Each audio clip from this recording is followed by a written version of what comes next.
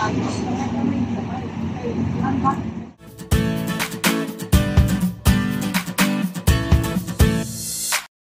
guys, and welcome back ulit sa ating channel. For today's video, Honda Click 150i ay bibigyan ko idea kung ano ang sukat o haba ng kanyang timing chain.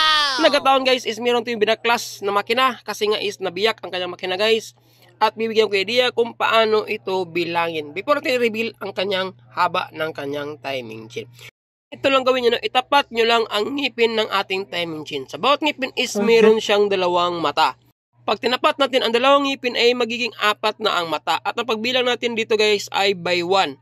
So kung ano ang haba niya o sukat, ita-times lang natin siya ng by 4. 1, 2, 3, 4, 5, 6, 7, 8, 9, 10, 11, 12, 13, 14, 15, 16, 17, 18, 19, 20, 21, 22, 23. So ang sukat o haba ng ating timing chain guys ay 23. Ita-times natin siya ng by 4.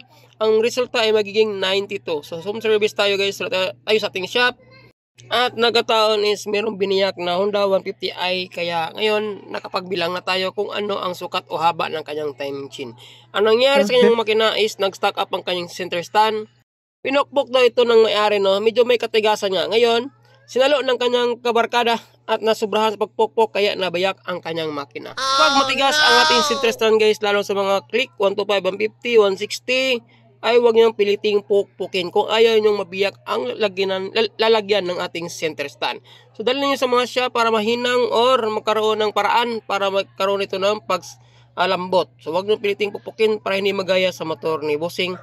Gastos ang malala sa makina ni bossing. So ngayon guys, napakamahal pa naman ang hinang wielding ng ating makina sa mga 2K plus. Yan muna guys, nang sa araw na ito. Maraming salamat at siyempre see you sa ating next video. Ride safe, God bless. Ayos.